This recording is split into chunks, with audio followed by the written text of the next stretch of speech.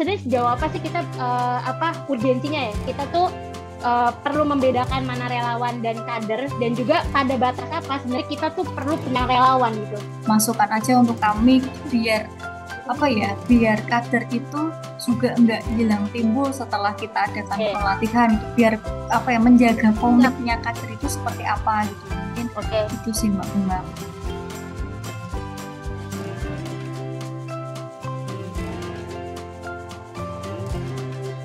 Kali ini kita akan diskusi soal potensi dan opsi manajemen relawan TB. Ini menyambung sebenarnya dengan seri ketiga kemarin. Ketika seri ketiga kemarin kita fokus tentang kader, nah ini fokus soal relawan. Nah, bagaimana sebenarnya posisi relawan ini? Kalau di beberapa kesempatan diskusi lokal daya tempo hari, relawan itu kan entitas yang datang dan pergi. Artinya ada keterikatan yang itu dinamis. Jadi dia posisinya itu tidak menetap pada satu kegiatan atau program. Nah, ini akan dibedah langsung nanti oleh Mas Anggoro, tapi sebelum itu saya perkenalkan kita akan dipandu oleh moderator yaitu Mbak Bunga Pelangi. Beliau merupakan Research Associate Health Collaborative Center. Nah, langsung saja Mbak Bunga Pelangi untuk moderatori acara ini. Silakan. Iya, baik. Assalamualaikum warahmatullahi wabarakatuh. Selamat sore, Ibu Bapak sekalian di ruangan Zoom. Sore. Kita ngabuburit nih ya judulnya. Jadi ngobrolnya santai sambil nunggu di bulan Ramadan ini buka puasa gitu ya. Jadi sore-sore aktivitas yang sudah Ibu Bapak jalankan di hari ini, kemudian kita ngobrol nih gitu. Jadi harapannya ini mungkin sesi reflektif ya, karena udah sore gitu. Jadi sesi yang perlu untuk kita ngobrol lebih intimate gitu kalau di dalam sesi sore biasanya gitu, santai. Dan kita akan bahas sesuatu yang menurut saya cukup legit ya. Nih, kita ngomongin tentang bagaimana sebenarnya mungkin di isu TB tuh kita kenalnya kan sebenarnya kader gitu ya. Kader sama relawan ini sebenarnya sama nggak sih gitu. Terus kayak sebenarnya sejauh ini manajemen kita dalam atau istilahnya mengorganisir kader itu sudah cukup efektif atau belum ya gitu dengan hal-hal atau programatik yang kita punya gitu dengan potensi yang kita punya. Karena kita tahu nih sebenarnya kalau dalam program TB ini kan temukan obati sampai sembuh gitu.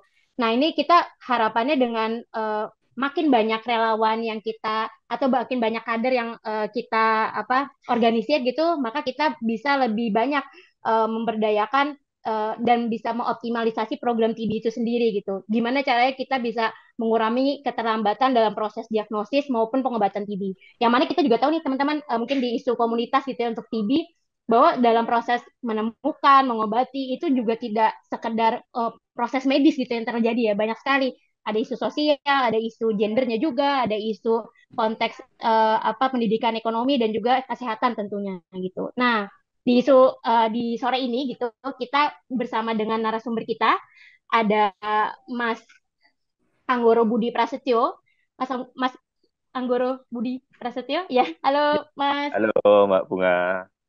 Oke, ya jadi teman-teman kita sudah bersama Mas Anggoro. Ini merupakan Direktur Eksekutif dari Pujiono Center gitu ya. Mungkin teman-teman komunitas sudah pernah mendengar bahwa tahun lalu sudah ada riset yang digawangi oleh teman-teman Pujiono Center begitu.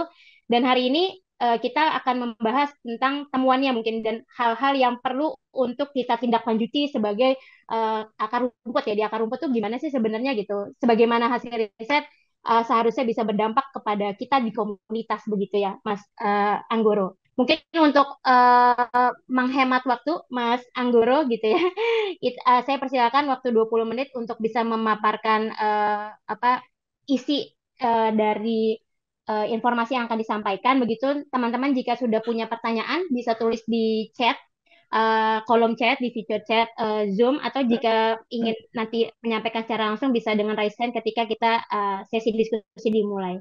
Mas Anggoro, monggo 20 menit untuk bisa menyampaikan. Jadi Ya, hal-hal yang perlu untuk terkait opsi dan juga tadi potensi ya ya. relawan TB. Pada waktu pada Mas Anggoro waktu dan tempat dipersilakan. Baik, terima kasih Mbak Bunga. Assalamualaikum warahmatullahi wabarakatuh. Selamat sore dan salam sejahtera bagi kita semua. Terima kasih teman-teman semua yang hadir di Zoom pada sore hari ini sambil menunggu waktu berbuka puasa begitu kita ngobrol santai sambil untuk dan apa sharing ya dari hasil kegiatan yang kita lakukan terkait dengan penelitian mengenai jejaring kader TB dan juga bagaimana potensi dan opsi manajemen relawan begitu. Baik, teman-teman, latar belakangnya mungkin ini sebenarnya sama dengan kemarin ketika di sesi sebelumnya ya, berbicara tentang kader dan kita tahu di Indonesia terkait dengan apa TBC itu kita saat ini nomor 2 ya setelah India kasus TB yang ada di Indonesia. Dan kemudian ada tadi disampaikan oleh Mbak Bunga terkait dengan ada gerakan apa temukan obati sampai sampai sembuh begitu TB dan ada skema pendanaan dari Global Fund yang sudah tercantum di dalam strategi penghentian apa kasus TB di Indonesia begitu. Dan kemudian di tahun 2022 ada data terkait dengan jumlah kader yang tadi disampaikan bagaimana upaya untuk di akar di apa di gerakan komunitas ya di akar rumput seperti apa agar kemudian berbicara tentang eliminasi TB ini bisa bisa berjalan. Dari data yang ada itu ada sekitar kurang lebih 1.900-an begitu kader TB di bawah konsorsium STPI Penabulu. Dan terkait dengan isu pengelolaan kader TB karena adanya apa rangkap peran itu sebagai kader kader yang lain ya ada kader posyandu dan juga ada keracuan dengan istilah relawan sebenarnya tadi ketika disampaikan Mbak Bunga apakah kader TB yang ada itu juga sama dengan relawan begitu dari hasil apa kajian yang kami lakukan dan mungkin melakukan penelitian di ada keterbatasan yang memang kemudian kami lakukan itu di 2 wilayah yaitu di DIY dan di Jawa Barat yang waktu dipilih karena sebagai daerah yang memiliki apa kasus TB yang besar tetapi juga kemudian upaya yang dilakukan juga berhasil dengan baik begitu ya di Jawa Barat dan juga di DIY karena kemudian dengan banyaknya aktor yang beragam terkait dengan upaya penanggulangan TB begitu. Dan tujuan dari apa kegiatan itu sendiri adalah untuk mengidentifikasi serta memetakan relawan yang potensial di dalam program eliminasi TB serta faktor apa sih yang mempengaruhi sehingga mereka memiliki motivasi untuk menjadi relawan begitu. Sehingga kemudian bisa memunculkan rekomendasi terkait dengan pengembangan konsep relawan dan bagaimana pengelolaan manajemen relawan di TB komunitas. Keluarannya ada peta relawan untuk mendukung program eliminasi TB, nah, kemudian pengembangan konsep relawan dan manajemen relawan TB, serta bagaimana potensi relawan TB yang lebih luas. Ya, ini tadi juga kami sampaikan lokasinya di 2 wilayah begitu, tetapi kami juga melakukan survei menggunakan apa form begitu yang kita sebar dan kemudian ada sekitar hampir 2.000 begitu responden yang kemudian mengisinya yang terdiri dari kader di seluruh Indonesia yang ada program TV dari STPI Penabulu begitu. Dan kemudian melakukan FGD dengan kader, koordinator kader, serta pemangku mandat terkait dengan TV dari dinas maupun dari organisasi masyarakat. Dan juga kita lakukan apa wawancara mendalam di samping kemudian FGD. Kemudian kita melihat dari beberapa literatur terkait dengan bagaimana hubungan mengenai relawan begitu ya. Nah, kemudian hasil dari apa temuan penelitian itu sendiri yaitu bahwa di dalam kita FGD dan juga hasil dari survei pemahaman tentang kader dan relawan ternyata ada beberapa samaan, tetapi juga ada yang berbeda yang kita munculkan di sini misalkan berbicara tentang kader TB dipahami bahwa dilatih secara khusus mengenai semua hal menyangkut TB dan bertanggung jawab dalam organisasi atau lembaga. Aktif dengan visi misi atau tujuan tertentu. Ada ikatan formal, surat keterangan, dan insentif sebagai pengakuan. Memiliki surat keputusan dari pihak berwenang seperti kepala desa, dan ada pembinaan dan dibimbing oleh pengurus tempat RT RW, lurah desa, sampai camat, dan menerima honor setiap bulan. Sementara pemahaman tentang relawan TB itu adalah orang yang mudah memiliki jiwa kemanusiaan tinggi, melakukan bantuan secara sukarela tanpa mengharapkan imbalan, tidak terikat secara formal, bergerak atas kemauan sendiri, tidak mendapatkan honor, dapat berasal dari berbagai latar belakang, tidak terbatas pada kelompok tertentu, dan merupakan pejuang TB dalam berbagai bidang, termasuk ekonomi, psikologi, dan lain-lain. Sehingga memang di relawan, dan kalau kita lihat, dia tidak perannya itu akan berbeda dengan yang kemudian dilakukan oleh kader begitu ya. Kalau yang tadi disampaikan Mbak Boy itu ada temukan, kemudian obati sampai sembuh. Nah, yang di relawan itu sebenarnya bisa melakukan di luar itu yang kemudian mendukung untuk upaya penanggulangan TB begitu. Dan potensi apa relawan yang ada yaitu terkait dengan apa pembedaan di potensi kader dan juga kemudian relawan. Kalau sifat pekerjaan sama-sama sukarela, kemudian ikatan dengan lembaga. Kalau kader ada ikatan formal dengan lembaga, sementara yang relawan tidak ada ikatan formal dengan lembaga. Sistem rekrutmennya di kader direkrut melalui organisasi, institusi pendidikan atau kepengurusan di berbagai tingkatan. Sementara yang relawan TB itu direkrut istilahnya oleh masyarakat apa sendiri begitu ya, atas dasar kemauan yang bersangkutan. Setelah peran di tingkat lokal ditentukan oleh lembaga untuk kader dengan tugas dan tanggung jawab yang jelas. Sebenarnya di relawan itu mengambil peran sendiri dan diakui oleh masyarakat setempat untuk terlibat dalam kegiatan.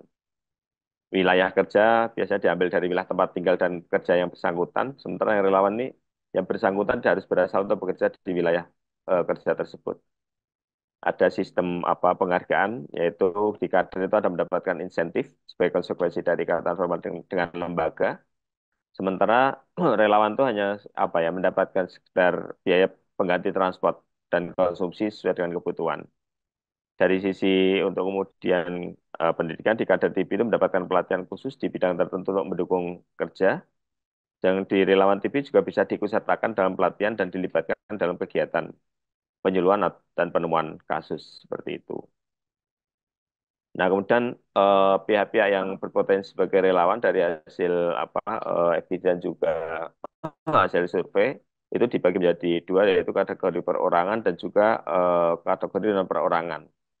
Yang perorangan itu ada beberapa, mulai dari tokoh masyarakat, ketua RT RW, tokoh agama, bahkan kemudian anggota keluarga pasien yang kemudian memberikan penyuluhan.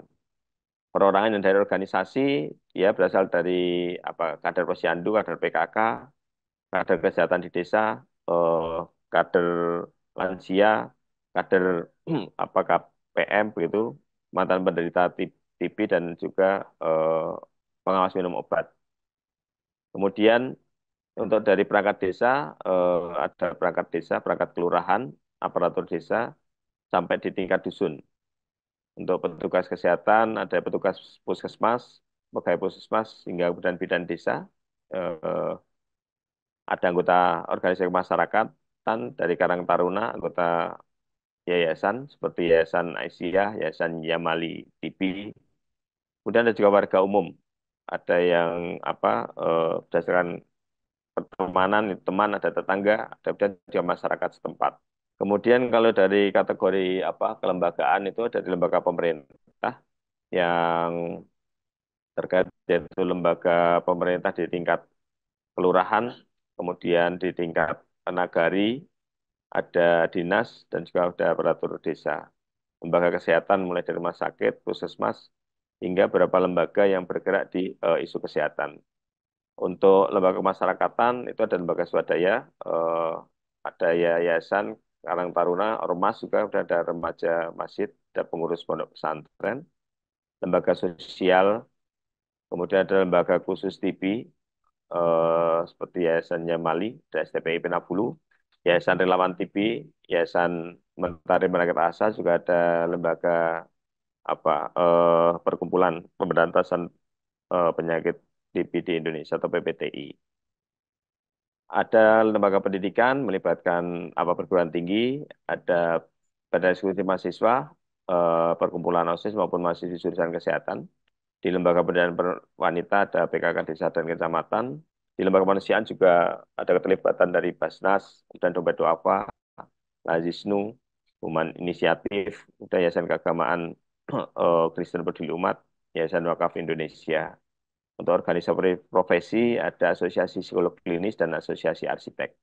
Kurang lebih ini potensi yang kemudian kita temukan dari hasil apa kajian begitu. Dan selain itu juga ada lembaga pramuka yang di mana kita tahu pramuka itu memiliki apa banyak banyak bidang begitu ya kategori terkait dengan eh, misalkan kebaharian ada saka bahari, terkait dengan pertanian ada saka taruna bumi, terkait dengan apa Kalpataru, ada saka Kalpataru juga tentu saja ada yang terkait dengan kesehatan, saka bakti wisata begitu. Nah, kemudian kita melihat dari apa bagaimana kemudian mereka menjadi relawan, dan motivasinya apa begitu bahwa pada isu-isu tertentu, terutama isu yang masih menjadi stigma dan diskriminasi masyarakat umum, biasanya individu itu bergabung karena eh, apa?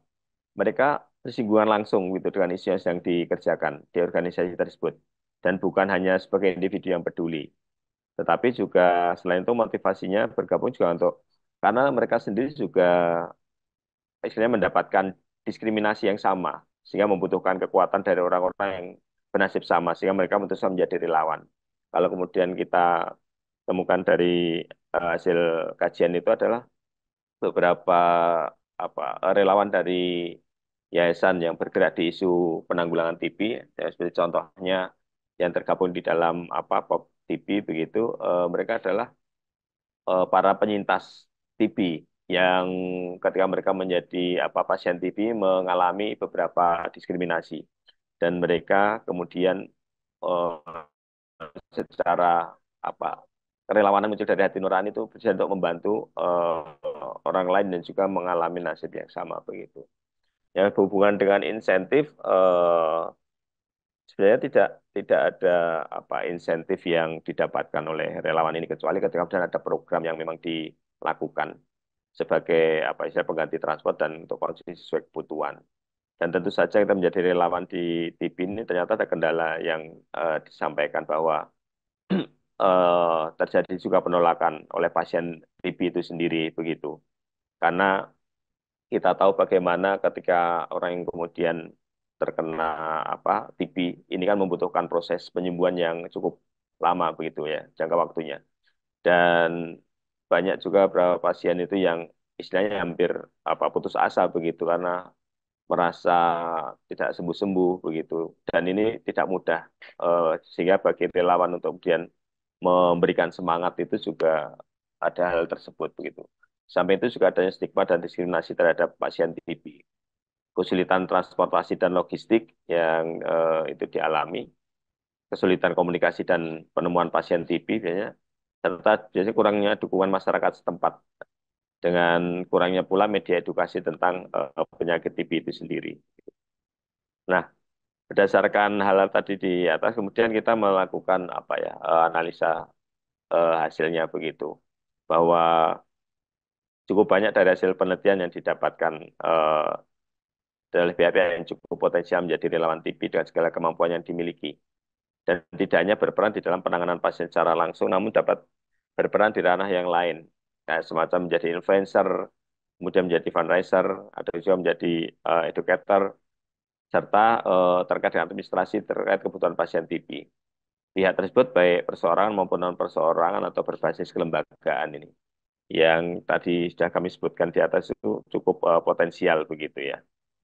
Dan selain itu sebenarnya kita berbicara tadi disampaikan definisi relawan itu sendiri di apa di relawan kesehatan komunitas ini eh, masih seringkali berkelindan dengan dengan kader ya. Kalau kemudian kita merujuk dari pengertian di community health workers begitu yang dilakukan oleh WHO, itu yang menjadi menjadi padanan dari kader komunitas. Dia tinggal di komunitas, mendapatkan pendidikan pelatihan lebih rendah dari tenaga kesehatan yang profesional, kemudian melayani kelompok masyarakat terpinggirkan serta berperan meningkatkan akses layanan dan kinerja sistem kesehatan.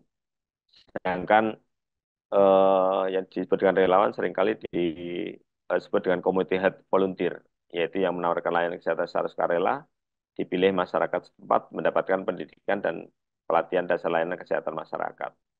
Ini kerancuan makna kader dan relawan kesehatan karena sama-sama berbasis kerelawanan, serta sama-sama mendapatkan pendidikan pelatihan layanan kesehatan masyarakat secara terbatas, serta apa sepertinya seperti halnya kader kesehatan, kadang-kadang relawan kesehatan pun mendapatkan insentif, sehingga eh, untuk memisahkan antara kader dan apa relawan ini juga relatif apa eh, tipis begitu perbedaannya. Nah, kemudian kita juga melihat dari beberapa apa regulasi begitu untuk mengetahui sebenarnya relawan TB itu di dalam regulasi seperti apa ya. Sama halnya ketika kemudian kita berbicara terkait dengan kader TB, secara regulasi memang meskipun sudah ada perpres terkait dengan penanggulangan TB, tetapi tidak secara spesifik begitu ya, didefinisikan kader TB itu bagaimana, dan kemudian juga relawan TB sendiri kan tidak ditemukan begitu yang mengatur tentang relawan TB. Berbeda halnya dengan kalau kemudian kita melihat relawan di isu yang lain, misalkan kita lihat di kesejahteraan sosial, di dalam Undang-Undang Kesejahteraan Sosial kita tahu ada relawan sosial, yaitu yang didefinisikan dengan jelas sebagai seorang atau kelompok masyarakat yang berlatar belakang pekerjaan sosial maupun bukan, tetapi melaksanakan kegiatan penyelenggaraan di bidang sosial bukan di instansi sosial pemerintah atas kehendak sendiri, dengan atau tanpa imbalan, begitu ya. Demikian pula di relawan di penanggulangan bencana sudah ada apa perka eh, Badan Nasional Penanggulangan Bencana tentang pedoman relawan penanggulangan bencana. Yang dimaksud dengan relawan penanggulangan bencana itu siapa? Begitu mereka sudah ada pendefinisiannya. Di pekerja migran juga ada, sudah ada regulasinya. Di relawan anti narkotika pun juga demikian. Dan juga ada di beberapa isu yang lain ya. Eh, kita lihat. Tetapi di apa TB ini kita belum melihat di dalam regulasinya. Dari hasil tersebut ada beberapa hal yang kemudian kita coba untuk melihat seyogianya memang ada apa pendefinisian yang lebih jelas apa batasan antara kader dan relawan, terutama untuk kemudian TB, sehingga nanti di dalam peran dan fungsinya itu akan pembagiannya akan kemudian lebih lebih jelas begitu. Karena kita nanti akan melihat juga di dalam sebuah organisasi itu kan ada yang namanya dan staf yang memang dan berbayar, kemudian ada kader, dan kemudian juga ada relawan. Yang kalau di apa lembaga penanggulangan TB di PPTI begitu itu mereka di websitenya itu membuka apa peluang bagi masyarakat ataupun pihak-pihak yang tertarik untuk kemudian magang begitu terkait dengan apa penanggulangan TB ataupun sudah menjadi relawan ataupun sudah menjadi kader seperti itu ya. Sehingga harapannya ada payung hukum kebijakan di tingkat nasional, terutama di Kementerian Kesehatannya yang mengatur tentang peran fungsi kader dan relawan TB. Nah, yang berikutnya terkait dengan tugas dan fungsi relawan TB, kalau kemudian kita melihat bahwa dari segi jumlah sebenarnya jumlah relawan TB di masyarakat tidak dibatasi. Memang seharusnya seperti disampaikan Mbak Bunga tadi, semakin banyak relawan harapannya semakin cepat juga untuk upaya apa itu tadi temukan dan obati sampai sembuh pasien TB. Meskipun nanti ada pembagian apa perannya dengan yang kader yang dia melakukan pengidentifikasian, pendataan, dan juga kemudian membantu dalam upaya pengobatannya.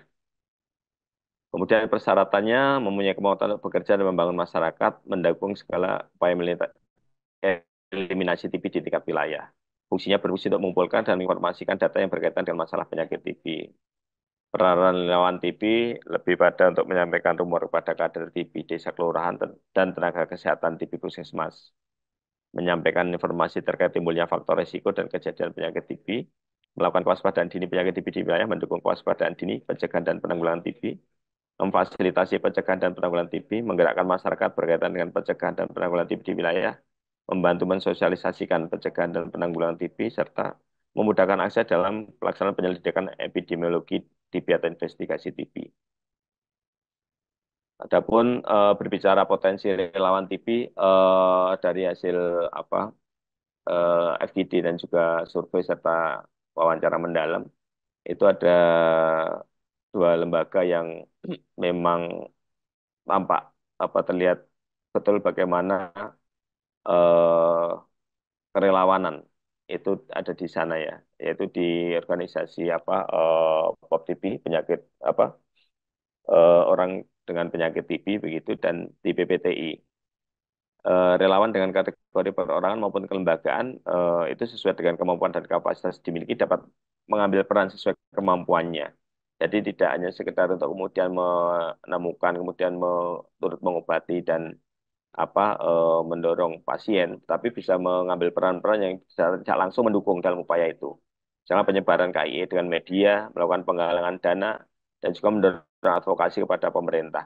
Karena kita lihat beberapa penanganan terhadap pasien TB setelah kemudian selesai pengobatan, begitu mereka ternyata ketika kembali ke lingkungannya, eh, kondisinya tidak tidak kemudian ideal untuk kemudian dia bisa dalam kondisi sehat dan tidak akan terkena lagi penyakit TB tersebut karena lingkungannya yang terbatas begitu, rumah yang dimiliki juga tidak memadai. Nah, itu kenapa kemudian tadi ada potensi yang lain yaitu asosiasi arsitek, dia bisa membantu untuk membuat desain ulang bagaimana sebuah rumah yang cukup mendukung di dalam upaya untuk penyembuhan pasien TB.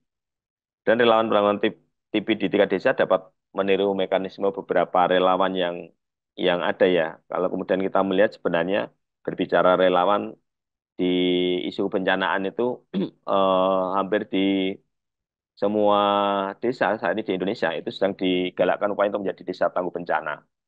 Yang karena kita tahu Indonesia itu menjadi wilayah yang rawan bencana, sehingga ada upaya untuk memunculkan relawan penanggulangan bencana di tingkat desa tersebut.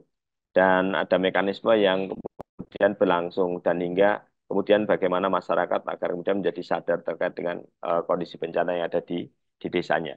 Ini bisa dijadikan apa istilahnya semacam acuan atau kaca begitu bagi penanggulangan TB karena sama-sama juga kita berbicara terkait penanggulangan ancamannya, ancaman TB begitu. Sehingga harapannya ketika itu bisa dilakukan dengan model mekanisme yang secara terstruktur itu bisa berlangsung tentu saja akan bisa berdampak dalam jangka panjang. Kalau di awal tadi sampaikan oleh Mas Roni bahwa berbicara relawan itu kan kadang kayak apa angin apa ya berubah-ubah begitu ya. Kadang kemudian ada tapi kemudian mereka pergi. Nah, kita juga harus mengenal bahwa model relawan itu ada relawan jangka pendek dan juga ada jangka panjang begitu.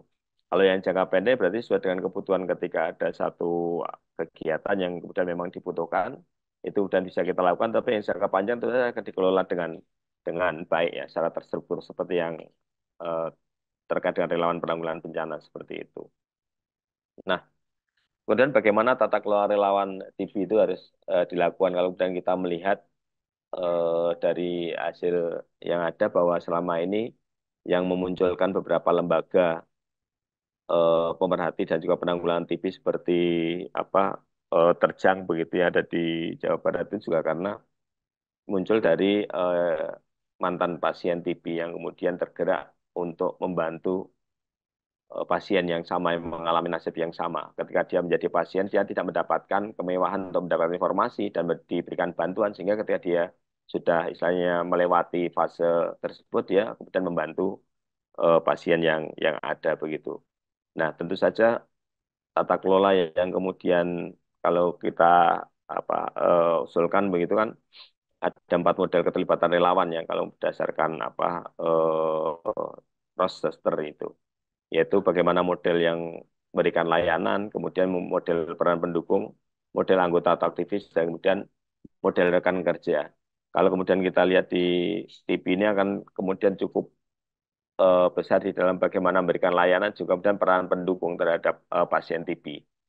Karena beberapa hal yaitu hubungan dengan relawan seperti apa, dan bagaimana modelnya itu harus melalui rekrutmen juga ya, bukan kemudian sekedar ada yang tertarik dan kemudian bergabung, tetapi memang kemudian dilakukan dengan melalui perencanaan. Bagaimana mulai dari mengidentifikasi kebutuhannya apa, kemudian membuat pengumuman untuk rekrutmen, bagaimana proses rekrutmen dilakukan, bagaimana ketika kemudian relawan itu kemudian diterima, dan apa saja harus dikerjakan, dan juga nanti reward yang diberikan terhadap relawan itu apa, serta ada model eh, evaluasi juga yang harusnya dilakukan untuk mengetahui sejauh mana hasil dengan adanya kegiatan dibantu oleh relawan. Mungkin itu teman-teman hasil dari apa kajian yang kami lakukan terkait dengan bagaimana eh, relawan potensinya dan kemudian bagaimana pengelolaan terhadap relawan itu bisa dilakukan. Demikian Mbak Bunga yang dapat saya sampaikan. Terima kasih. Saya kembalikan ke Mbak Bunga. Baik, terima kasih Mas Anggoro, Mas Dir katanya tadi panggilannya ternyata bukan Mas Anggoro. Iya, ya sangat efektif ya pemberian informasinya dengan waktu yang kita punya di ngabuburit sore ini gitu. Mungkin teman-teman kalau udah ada pertanyaan boleh ketik di chat atau mau diskusi langsung klik di raise hand gitu biar kita bisa ngobrol bareng. Aku mungkin bisa memicu awal Ya, gitu. Sebenarnya nih mungkin pertanyaannya kawan-kawan di komunitas ini kan udah mengelola kader ya ya, sebenarnya sekarang ya. ya, Mungkin bisa dibedakan kita benar. mengelola kader. Mungkin relawan ada tapi ya belum Ya, banyak gitu ya gitu. Sebenarnya sebenarnya sejauh apa sih kita apa urgensinya ya? Kita tuh perlu membedakan mana relawan dan kader dan juga pada batas apa sebenarnya kita tuh perlu punya relawan gitu. Karena sejauh ini punya kader aja tuh mungkin udah misalnya banyak nih gitu. Misalnya let's say satu kali periode ya, teman-teman rekrut 50 ya, orang gitu. Dan 50 orang ya, itu untuk mengorganisir aja tuh dan memberdayakan mereka bukan hal yang mudah gitu. ya, Jadi kapan nih kira-kira kita mungkin bisa apa pertanyaan dasarnya di situ. Kira-kira kapan sih batasannya? Oke, kita sekarang udah butuh relawan nih, nggak cuma kader doang gitu. Dan kira-kira apa sih sebenarnya urgensi dari kita perlu membedakan antara kader dan hmm, relawan di saat apa kedua mungkin kedua istilah itu tuh sangat moist ya di masyarakat itu sangat apa ya cair gitu ya keduanya gitu kayaknya kayaknya orang kayak ngerasa oh ya saya kader ya saya ada, ya, sukarelawan gitu nggak ada ini iya kayak gitu ya, mas jadi waktu ya, saya nerima isu ini juga kayak menarik ya untuk kita diskusikan bagian itu ya, dulu sebelum teman-teman nanti berbagi pengalamannya silakan Mas ya, Anggoro. ya, baik, ya memang betul Mbak Bunga. Kenapa kemudian ketika kami melakukan apa diskusi dan kajian ini kan kita juga melihat bahwa kader itu berbicara soal kader kita sudah tahu nih di masyarakat cukup kental dengan kader karena memang apa keseharian mereka ada kegiatannya kader posyandu, kader apa balita, lansia begitu. Kemudian ada kader TB. Yang kalau sudah kita berbicara kader TB adalah sesuatu yang sudah oh, ini khusus untuk kemudian TB. Ya ini untuk kemudian khusus untuk apa lansia atau balita. Tetapi kemudian kita lihat di lapangan ternyata kader yang TB ini juga sebenarnya ini adalah dari kader posyandu yang selama ini sudah melakukan kegiatan di masyarakat, ya kan? Dan yang kemudian nanti akan diberikan peningkatan kapasitas terkait dengan bagaimana pemahaman berkaitan dengan isu TB itu sendiri. Dan ketika masyarakat kita berbicara soal kader itu kan selalu menjadi ujung tombak dan ujung tombok istilahnya ya Mbak Bunga ya. Selain kemudian dia yang ada di depan untuk kemudian pengambilan data, untuk kemudian sampling dan sebagainya, tetapi kadang mereka bilang secara sukarela, tetapi tentu saja ini akan apa istilahnya ter apa redundant juga dengan kegiatan mereka dilakukan dia sebagai seorang kader yang lain yang lain bu tidak semata-mata kader TB begitu. Dan kenapa kemudian ada kebutuhan soal relawan ini? Pada saat apa sih relawan? Karena yang dipahami kalau kemudian terkait dengan kader posyandu yang sudah menjadi kader TB kan dia memang sudah memiliki peran untuk kemudian temukan obati sampai sembuh ya terhadap pasiennya. Tetapi bagaimana untuk kemudian mereka bergerak memberikan dukungan terhadap lingkungannya. Tadi disampaikan Mbak Bunga bahwa berbicara TB itu tidak semata-mata soal kesehatan, tapi ada isu sosial, isu pendidikan yang ada di sana. Nah, di sini sebenarnya kemudian peran-peran relawan inilah yang harusnya kemudian bisa menjadi pendukung. Karena ketika sudah berbicara relawan, dia tidak harus paham terkait dengan apa kesehatannya, tetapi dia mampu memiliki kemampuan terkait dengan bagaimana mendorong, menggerakkan masyarakat untuk memberikan dukungan dari sisi sosial.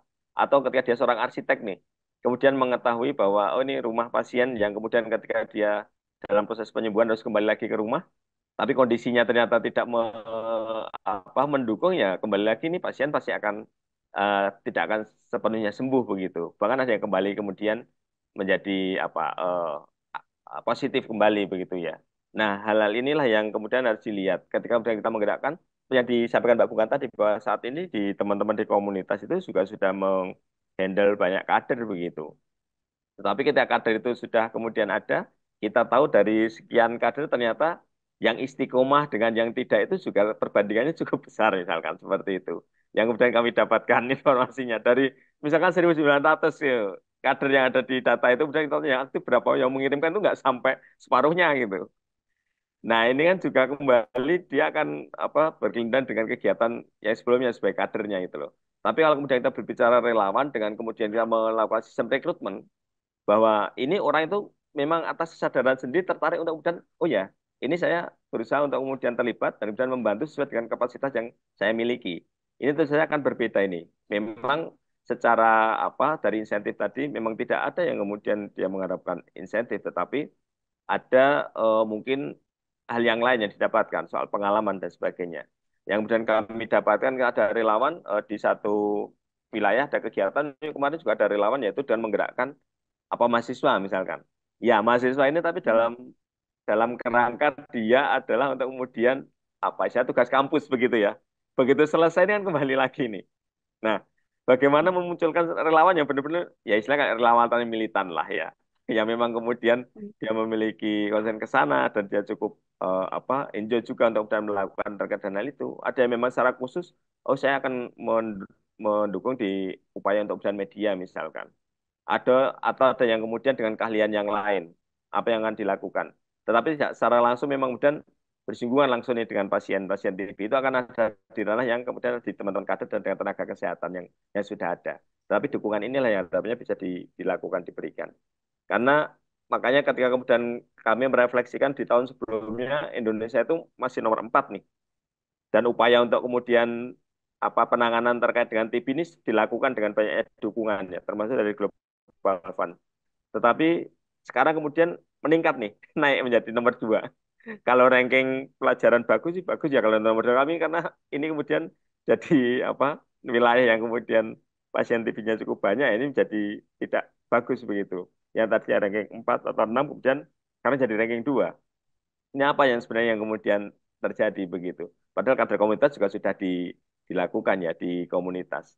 Tetapi berbicara mengenai relawan memang betul tadi bahwa kalau kemudian kita tidak memilah bagaimana relawan yang untuk kemudian kebutuhan jangka pendek dan kemudian juga relawan yang memang jangka panjang, yang memang dia melekat di organisasi dan dia apa membantu istilahnya staff di dalam menjalankan programnya seperti itu di beberapa hal yang lain. Mungkin itu sih Mbak Bunga Oke. yang dapat kami Makasih sampaikan ya. Mas Anggoro. Iya, mungkin tadi itu ya setelah tadi dari hasil risetnya kita lihat potensinya mau perorangan, mau ke apa kelembagaan gitu. Kita bisa Enggak. lihat mungkin refleksi lagi di setiap organisasinya kira-kira mana sih yang mungkin ada gitu dan bisa Ya, kita approach gitu atau kita dekati dan kemudian kita pilih mana bentuk yang ini berbeda dengan kader gitu ya. Maksudnya tidak redundant dengan apa yang sudah dan ya, dikerjakan kader supaya bisa mendukung program itu sendiri begitu. betul. Makasih Mas Ya, Anggoro. Mungkin ini teman-teman masih belum ada respon di chat gitu ya. Adakah teman-teman yang mau langsung raise hand aja iya. berbicara? Bisa langsung Halo, Mbak Wiwi. halo, Oh ya ya, Mbak Wi. Mbak Ya, Bunga. halo Mbak Mbak Melina. Mei. Ya, halo Iya, Mbak Bunga. Ketemu lagi ya Mbak. iya ketemu Dulu lagi. sempat jadi Ya, moderator kita waktu apa namanya HTPS tahun lalu. iya halo Gitu. Mbak Mei. Ya. Sehat Mbak Oh, Mei?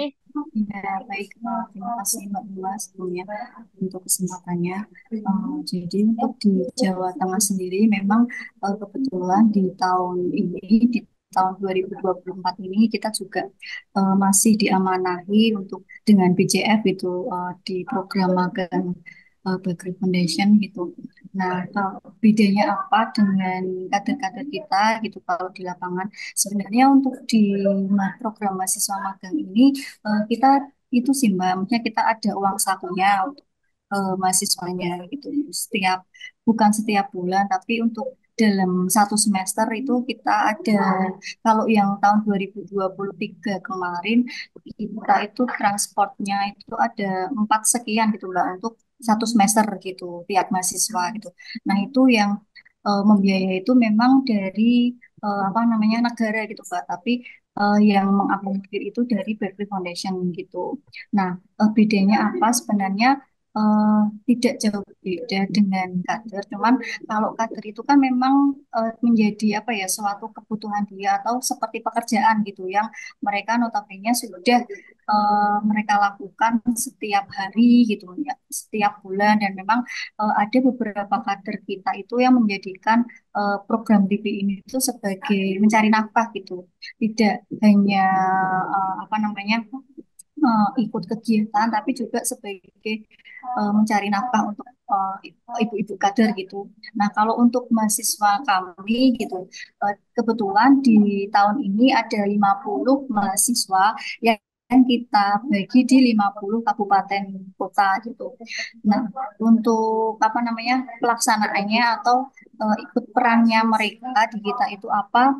Nah, sebenarnya kurang lebihnya sama. Mereka juga ikut membantu dalam apa ya proses penemuan kasus gitu. Jadi misalkan ada ibu-ibu kader yang melakukan investigasi kontak ataupun ada penyuluhan itu teman-teman mahasiswa itu juga disertakan atau dilibatkan dalam kegiatan-kegiatan tersebut. Cuman adanya mahasiswa ini tuh sangat membantu kami dalam itu Mbak membranding atau menyebarluaskan kegiatan-kegiatan kita di sosial media gitu. Jadi sebenarnya kita simbiosis mutualisme ya Mbak dengan adanya program mahasiswa magang ini. Karena dengan adanya mahasiswa ini apa ya kita bisa lebih dikenal gitu di masyarakat karena dengan mereka yang apa ya generasi milenial gitu ya Mbak ya yang lebih up to date gitu terkait apa namanya teknologi-teknologi itu sih Mbak, di MSI. Sejauh ini seperti itu. Nah, dan ini apa namanya di HTPS ini juga apa mahasiswa kita juga sangat-sangat dilibatkan mereka apa ya apa ya kayak semacam mereka itu mengadakan kegiatan-kegiatan yang mencetusnya tuh sebenarnya malah mereka kayak podcast dan lain-lain gitu. Nah, itu mereka malah memberi masukan gitu. Kalau misalkan kita adakan podcast gimana Mbak? Kalau misalkan kita adakan kayak daily activity kegiatan kader kayak gitu-gitu. Jadi sebenarnya yaitu apa masyarakat teman-teman di kabupaten juga merasa sangat terbantu dengan adanya mahasiswa kita dan kita pun juga sangat terbantu dengan mahasiswa yang saat ini gitu. Itu sih Mbak. Hmm, oke, makasih Mbak Mei. Jadi ini ya, tadi yang disebutkan Mas Anggoro terjadi bahwa menjadi sistem pendukung lah ya untuk teman-teman Iya. kader di lapangan bahwa mungkin ya dia melakukan secara sunyi senyap tuh maksudnya ya udah lakuin aja gitu, Iya, melakukan nikah dan lain sebagainya, tapi mungkin tidak terdokumentasi dengan baik, jadi orang nggak tahu ngapain aja sih teman-teman mentari sehat ini gitu, dan apa hal-hal yang mungkin tadi lebih apa inovatif gitu ya mungkin iya, ditambah dengan kerja kalau teman-teman di programatik kan ya mengerjakan program sesuai dengan apa sumber daya anggaran gitu, tapi kalau ini kan kayak dia tidak terbatas gitu dengan sumber daya anggaran udah bisa mikir yang lain-lain gitu iya. teman-teman mikirannya laporannya perencanaannya dan Laporan, lain iya, sebagainya. Oke, terus Mbak. tapi Mbak Mei jangan curhat dulu ya kalau soal laporan, kita kita lagi nggak cerita laporan di sini Mbak Oh Mei. iya, Tapi iya siap-siap Mbak. Bunga, kita mau juga ada tiap yang hari ditanya nggak isinya sama Mas laporan. Anggoro? Mbak Mei mau ada yang ditanya kak ke Mas Anggoro tentang relawan dan kader nih. Tadi hasil penelitiannya. Mungkin mungkin dengar sekilas atau bagaimana tadi setelah kita diskusi. Iya, mungkin ini sih Mbak, lebih ke sharing tentang tantangan gitu ya Mbak. Karena memang apa ya, kader itu kan volunteer gitu ibarat kata di sini tuh sukarelawan. Nah, tantangannya kita di sini itu setelah kita merekrut kader, setelah kita memberi pelatihan ke kader, nah rata-rata itu kayak hukum alam gitu Mbak. Jadi satu persatu pada hilang kayak gitu. Padahal kita sudah komit tuh. Maksudnya tahun 2020 kan untuk di program TV itu kan tidak tiap tahun ada pelatihan kader gitu ya Mbak. Nah, tapi setelah diadakan pelatihan itu tuh kayak mungkin 1 tahun kemudian atau berapa bulan kemudian tuh bisa jadi kayak satu persatu jadi hilang gitu. Nah, mungkin eh, apa ya saran atau masukan untuk kita gitu di sini sebagai pengelola volunteer-volunteer ya itu kader gitu. Di mana kader itu sebagai ujung tombaknya kami gitu Mbak. Karena kan kalau tanpa kader kita juga tidak jalan nih program TV gitu. Apa yang kita jalankan gitu. Kalau kadernya pada mutung ibarat kata. Nah, mungkin masukan aja untuk kami gitu, biar apa ya biar kader itu juga nggak hilang timbul setelah kita adakan Oke, pelatihan itu, biar apa ya, menjaga siap. komiknya kader itu seperti apa gitu. Mungkin Oke, itu sih Mbak Bunga. siap Mbak Mei. Emang kalau ngomongin kader bisa 3 SKS ya kayaknya kita kalau Ya, gimana nih banyak Mbak tantangannya di lapangan gitu kalau yang ngomongin muda volunteer begini. kader kayak Iya. gitu. Nah, tuh Mas Anggoro, ini menarik juga nih ngomongin apa kita masih nggak bisa beda, bukan yang nggak bisa beda, mungkin Ya, terlalu ini ya. Apa Iya, ngomongin tentang apa volunteer, ya, sukarela, kader ini kan tiga istilah yang mungkin jadi kayak oh ya opo iki yo maksudnya ini sama enggak ya, terus segala macam. Jadi menyikapinya mungkin jadi beda juga gitu kan dengan hal ini gitu. iya, Kayak tadi Mbak Mei yang bilang ditemukan bahwa sering hilang hilang datang gitu ya kayak ghosting lah bahasanya kalau bahasa anak iya. zaman sekarang gitu. Ghosting Gimana ya, Mas bener Anggoro? Mbak Bung. Ya, mungkin mungkin ngelihat dari hasil penelitian ini ada insight-nya gitu ya. Kita kita bisa mengambil apa ya kira-kira ya udah deh kalau kayak gitu apa putung aja jadi relawan aja nih gak usah jadi kader atau gimana mungkin bisa Mas Anggoro bisa menyampaikan sebelum nanti Abu Wanua dari Sidak akan nanya langsung juga ya. ya, Oke, silakan Mas Anggoro untuk Ya, merespon. baik. Terima kasih Mbak Melina ya atas sharingnya dan juga berdiskusi terkait dengan bagaimana soal kader tadi ya, yang salah satu ini volunteer ya. Padahal istilah volunteer itu sudah sama dengan sukarelawan ya. Kalau kemudian kita apa mengetahuinya bahwa volunteer itu ya relawan itu. Dan ketika kemudian kader ya, kenapa tadi kami sampaikan menjadi rancu itu ya karena kader ini mendefinisikan mereka juga relawan begitu karena mereka nggak dibayar begitu ya. Tetapi mungkin ini akan berbeda ketika dia berperan sebagai kader yang di apa posyandu begitu ya. Yang karena memang ada kebutuhan di lingkungannya, di tempatnya dia tinggal begitu. Ini kan ada kader posyandu yang apa tiap dusun atau dan tiap desa itu kan jumlahnya paling nggak minimal 5 lah kalau untuk dan terkait dengan kader posyandu begitu. Tapi kalau dan terkait dengan kader TB yang tadi disampaikan oleh Mbak Melina juga dia bisa jadi mengambil dari beberapa yang sudah menjadi kader di posyandu tersebut yang selama ini sudah terbiasa dengan masyarakat. Harapannya kan ini akan bisa berjalan dengan apa ya dengan optimal begitu ya. Tetapi yang langsung kenapa kemudian tadi disampaikan kok hilang timbul atau kemudian muncul kata-kata mutung. Nah ini tentu saja akan ada penyebabnya ya. Kenapa kok sampai kader itu mutung nggak mau lagi ya katanya misalkan seperti itu. Yang kami sempat dengar juga kemarin di diskusi penelitian itu kan ternyata ada perbedaan juga itu yang dikatakan Mbak Melina bahwa apa sebagai kader ini sudah dijadikan sebagai penghasilan ya untuk mendapatkan penghasilan begitu ya. Dan kemudian ternyata kami mendapatkan apa informasi ketika di tahun sebelumnya dengan GF juga yang kebetulan yang mengelola itu ada di apa Asia begitu dan kemudian ke STPI Penabulu ternyata siapa kan kok ternyata berbeda ya.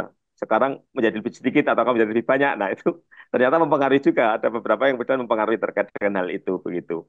Sehingga oh ini sudah nggak ini lagi nggak mau lagi tapi ada juga yang kader itu yang memang kemudian dengan apa di samping dengan tadi catatan sukarela juga dia dengan semangat untuk melakukan bahkan bisa sampai kemudian membantu ya membantu di wilayah lain begitu Mbak sehingga kemudian dia bisa bisa mentarget ya kalau udah kita kerja itu misalkan harian itu kalau buruh itu dapat sekian kalau saya kerja ini akan tambah nah itu yang ternyata menemukan pasien itu menjadi semangat tersendiri untuk kemudian saya harus mendapatkan apa banyak begitu sehingga kemudian insentif yang didapatkan pun juga juga banyak.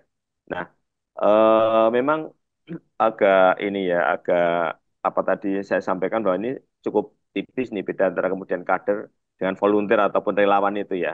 Karena berbicara volunteer ya sebenarnya sih relawan karena volunteer itu kan istilah dari apa bahasa Inggris begitu ya untuk kemudian kesukarelawanan yang berlangsung dengan beberapa hal tadi yang dilakukan oleh orang yang dan kemauan sendiri tanpa ada imbalan dan tujuannya untuk sudah membantu lingkungan begitu.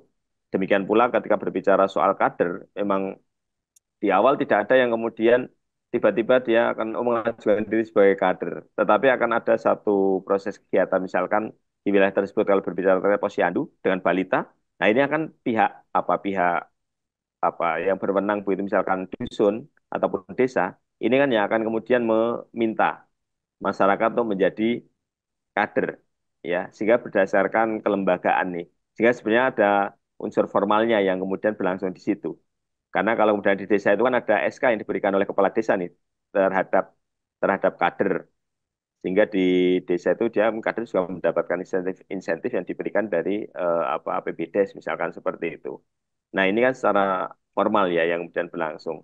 Tetapi kalau kemudian relawan ini kan semi informal ya, tidak kemudian secara formal dilakukan, tetapi ketika kita berbicara pengelolaannya, ya ini mulai harus dipikirkan nih terkait dengan relawan maupun juga kader ini harus kemudian agar bisa jangka panjang, itu harus kemudian dilakukan secara terstruktur, ya, terorganisir. Sehingga butuh ada, misalkan relawan pun ada kontraknya, Mbak Bunga, ya. Bukan kemudian, meskipun nggak ada, istilahnya nggak ada insentifnya sebenarnya. Tetapi apa yang didapatkan di sana bukan berupa kemudian insentif seperti honor itu bukan. Ketika kemudian ada kontrak, dia tahu, oh ya, apa yang dilakukan tidak harus kemudian dalam 1 minggu, misalkan apa eh, 1 minggu full enggak, tapi udah dalam 1 minggu hanya 2-3 hari apa yang dilakukan kemana seperti apa itu kan jelas nih. Dan ketika dia melakukannya pun juga kemudian sesuai dengan passion yang dimiliki oleh si relawan ini untuk mendukung membantu tadi seperti yang diceritakan oleh Mbak Melina, ternyata mereka punya ide untuk kita bikin podcast dong. Teman-teman kader yang selama ini melakukan penemuan kasus, kemudian ikat dan sebagainya kan ini kan nggak kelihatan, orang nggak tahu ngapain sih, kemudian datang. Nah, Siapa itu Mas bagaimana Angga? gerakan senyap itu yang bagaimana kemudian kita bisa membuat masyarakat sekelilingnya juga sadar, karena kan bagaimana kesembuhan penyakit TB ini juga didukung oleh lingkungan sekitar begitu. Kalau kemudian ini bisa Oke. didorong, ya ini harusnya yang kemudian dilakukan oleh teman-teman relawan. Nggak mungkin kader udah tadi yang ngomong soal laporan nih, kayaknya ini udah mau laporan ya dikejar-kejar harus banyak ini harus diisi. Nah, itu kan nggak mungkin dia akan memikirkan upaya apa sih harus dilakukan agar kemudian masyarakat di lingkungannya aware terhadap keluarga pasien ini misalkan. Ya, Nah, ya. relawan bisa melakukan itu begitu, Mbak. Nah, Mhm. ini yang perlu kita lihat. Dan termasuk kalau Oke. ya bagaimana membuat kader ini komitmen, ya memang pertemuan-pertemuan apa perlu dilakukan sesering mungkin ya untuk dan mengetahui persoalan sehingga tidak kemudian istilahnya menumpuk ya. Kadang-kadang mutung itu ada suatu kekecewaan yang kemudian ternyata apa bertambah-bertambah akhirnya kemudian mutung gitu misalnya. Tetapi kalau itu sudah sejak awal dan oh didiskusikan seperti apa dan bagaimana, saya rasa ya tetap akan berjalan. Memang yang menjadi persoalan adalah soal regenerasi memang Mbak Meli dan Mbak Bunga. Kita berbicara soal kader itu regenerasi kita tahu di desa itu kader posyandu itu ada yang saya belum lahir udah jadi kader dan ketika saya ada kegiatan di sana masih jadi kader. Nah ini kan ketika kemudian yang muda-muda itu juga belum tentu tertarik untuk menjadi kader. Nah ini menjadi satu persoalan yang memang harus dipikirkan seperti apa regenerasinya. Oke. Ya. Ya, mungkin itu Mbak Ya, Bunga. Ya, makasih. ya. Ya, Mas Anggoro ya. Mungkin Mbak Mei bisa mengambil ini ya, apa ibroh-ibroh dari ceramah Mas Anggoro di beberapa menit terakhir gitu ya. Ya kan ini kita kan Ya, ngabuburit ya. Jadi Ya, ada apa kultum gitu. betul. Bahwasanya memang kultum kita menjelang itu ya Mbak buka ya iya. Mbak.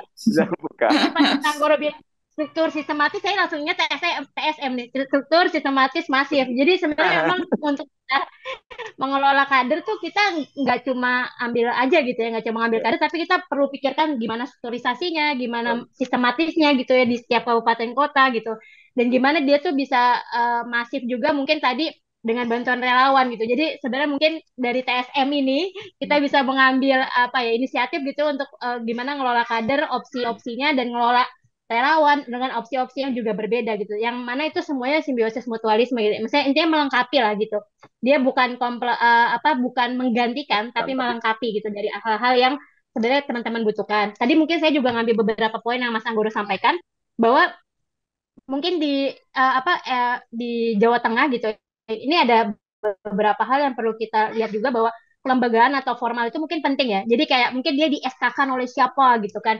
Misalnya dia adalah dari kader dari unsur organisasi keagamaan, kader dari organisasi A, B, C, D, E, itu memberikan legitimasi untuk dia menjadi oh saya tuh kader ini gitu. Jadi proudnya tuh ada gitu. Kebanggaan terhadap saya jadi kader gitu. Itu tuh ada gitu.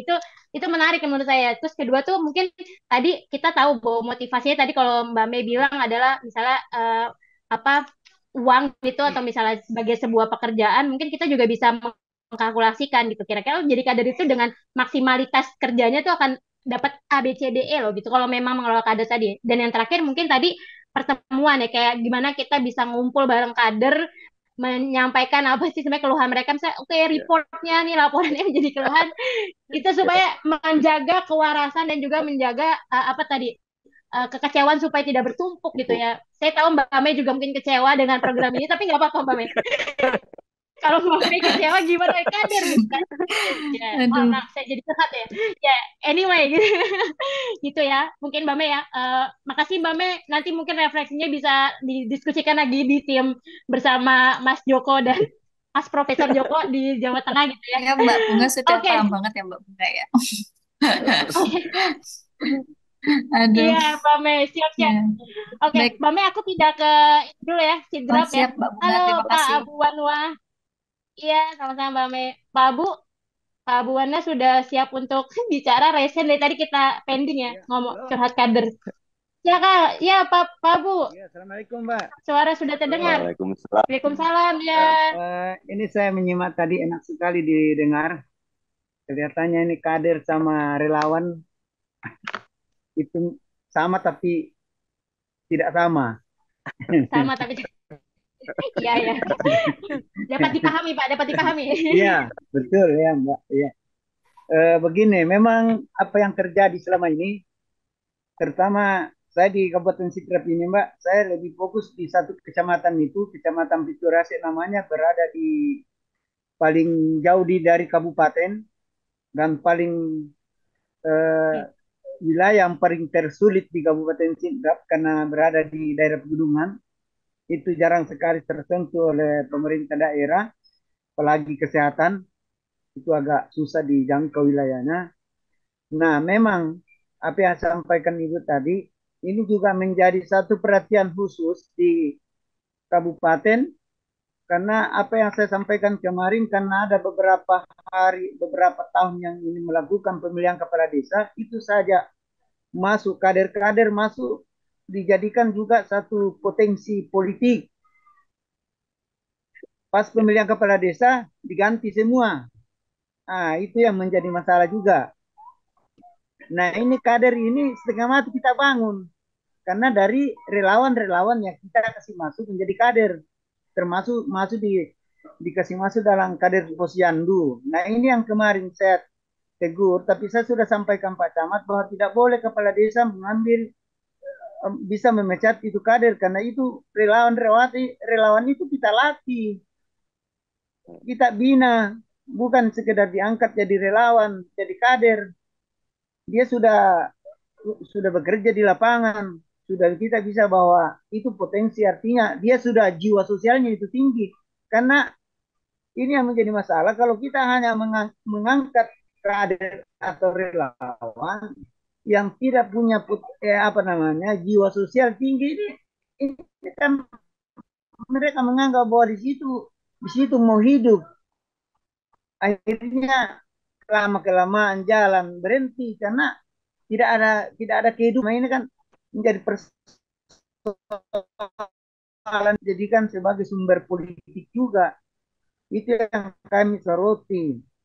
Nah, bagaimana ke depannya, saya sudah sampaikan di dinas kesehatan bahwa harusnya kalau kader jangan kepala desa yang membuatkan SK, harusnya dinas kesehatan dari kabupaten supaya tidak seenaknya diganti karena terus terang kalau begini terus setengah mati kita kasih relawan untuk ini relawan yang kita kasih tidak sembarang juga relawan punya jiwa sosial yang tinggi karena kapan tidak ada jiwa sosialnya otomatis tidak bisa bergerak nanti mereka bisa bergerak kalau ada uang apa segala ada transportasi apa nah ini bu kesehatan ini begini tiba-tiba kita tidak tahu ini TB ini di masyarakat ini sulit dipercaya, tapi kenyataannya banyak yang membunuh karena kecamatan di tempat saya itu, Bu, kecamatan Pituriase, Kabupaten Sidrap itu paling tinggi eh, TB, kematian TB paling tinggi karena tidak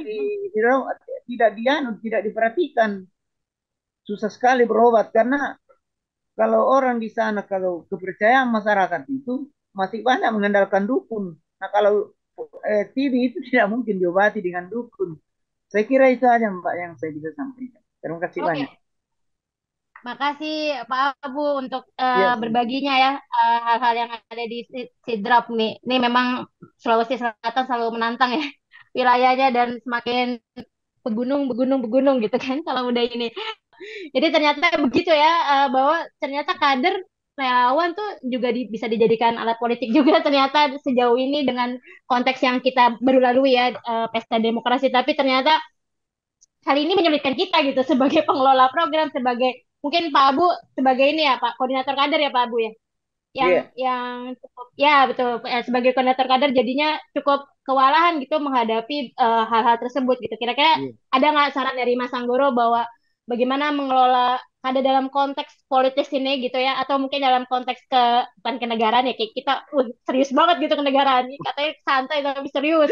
Nah, di sini jadi kayak gimana gimana menghadapinya gitu Mas Anggoro dengan sepenuh hati nih Pak Abu dari Sidrap mendengarkan kita terbahak-bahak gitu kan. Silakan Mas Anggoro. Ya, aduh, ini dari hal yang apa kita ngabuburit itu memikirnya jadi berat nih dah berpikir negara dalam skop yang kecil ya Pak Ubu ya.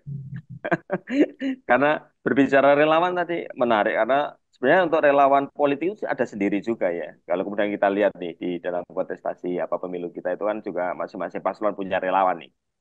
Relawan itu mereka datang nih, yang kemudian bahkan mereka menyumbangkan sebagian apa hartanya untuk kemudian memenangkan calonnya begitu. Nah, kalau di dalam konteks kita berbicara soal program, terutama misalkan terkait dengan TV begitu ya, tentu saja kesepakatan sebenarnya tadi kami sampaikan bagaimana itu harus dibuat secara formal. Dan kemudian ada istilah namanya apa ya, kalau kemudian kita sebutnya kontrak politik ya, yang itu seharusnya tidak akan mempengaruhi ketika siapapun kepala desa yang kemudian terpilih dan dia juga tidak apa istilahnya harus terlibat sebagai bagian dari apa istilah tim sukses ya. Karena ini kan melayani masyarakat nih. Begitu dia kemudian terjadi pergantian ke desa ya karena dia bukan tim sukses saya maka harus diganti ya kan tidak seperti itu. Jadi kan ada hal yang memang harusnya dilakukan sejak awal ketika kita berbicara soal ini loh terkait dengan program TV bahwa ini ada kader-kader TV yang memang sudah apa dilatih dan dia memiliki kapasitas kemampuan untuk melakukan upaya apa penanggulangan TB ya ini harusnya tidak boleh kemudian apa diseret ke dalam urusan politik desa ya politik desa ini karena kalau kemudian kami lihat di beberapa kasus misalnya terjadi apa di politik desa kader-kader posyandu pun juga dia tidak akan kemudian digantikan oleh kepala desanya karena ini sekupnya di kader posyandu ada di wilayah tingkat dusun nih yang kemudian memang warga di situ yang kemudian mengetahui dan membutuhkan untuk kemudian dia bisa melakukan kegiatan terkait dengan eh, upaya kesehatannya untuk balita misalkan dan ini juga bukan orang-orang yang kemudian istilahnya dengan mudah ketika diganti dia bisa mendapatkan ganti dengan mudah juga. Ketika orang yang ditunjuk tidak ada jiwa sosial saya sampaikan Pak Abu tadi ya pastinya tidak akan bisa berjalan. Karena dia hanya kemudian ya hanya ditunjuk oleh apa kepala desa terpilih dan kemudian dia bekerjanya juga ya berdasarkan hal itu gitu. Padahal kalau yang kemudian kader ini yang disampaikan oleh Mbak Meli tadi bahwa ini sebagai ujung tombak. Dia tidak hanya mengurusin soal itu soal apa misalkan kader posyandu soal kesehatan ibu anak saja. Tetapi ada hal yang lain juga yang kemudian mereka juga kemudian berjalan di lingkungannya begitu. Tidak di hanya pertemuan ketika pas ada kegiatan apa penimbangan balita kah, pemeriksaan lansia kah, bukan itu. Tetapi di lingkungannya mereka sudah jalan sebagai kader dan kadang masyarakat itu aware terhadap oh ya ini kader. Biasanya lebih tahu dan mereka akan menjadi apa tempat untuk bisa bertanya terkait dengan kesehatan. Saya rasa perlu ada apa komitmen bersama itu Pak Ya, Abu sehingga ketika berbicara soal politik desa ya di sana kan ada pihak-pihak yang memang apa istilahnya menjadi tim ses bagi pihak yang lain. Tetapi di tingkatan desa ini kan ada lembaga-lembaga yang dia harusnya bersifat apa istilahnya netral ya, tidak boleh iya. memihak nih misalkan. Ada yang menjadi anggota BPD misalkan, kemudian dia unik kepala desa, enggak dia harus menanggalkan anggota BPD-nya kalau seperti itu. Tapi kalau anggota BPD dia akan kemudian ada di sana dan bagaimana agar berjalan proses pemilihan di tingkat desa itu. Nah, saya rasa ini juga sama sebenarnya untuk kemudian bagaimana posisi kader itu ada di wilayah itu. Nah, ini yang perlu dilakukan komitmen bersama. Saya rasa Mbak Bunga. Saya rasa itu karena di tingkat desa ada elit-elit desa yang sebenarnya mereka juga memiliki kewenangan ya, seperti Badan Permusyawaratan Desa, hampir kayak dengan DPR-nya lah kalau kemudian di dipilih. apa kabupaten ya di itu. Nah ini kan dia memiliki kewenangan untuk itu, sehingga tidak akan terlibat. Oh ini harus memihak tentara sekali, dia harus bukan sebagai BPD kalau kemudian dia sebagai tim sesnya itu. Tetapi sebagai kelembagaan ya dia harus ada berada di level lembaga yang netral ya, tidak kemudian berpihak pada satu tokoh gitu. Mungkin itu Mbak Bunga yang bisa Ya, saya tanggapi ya.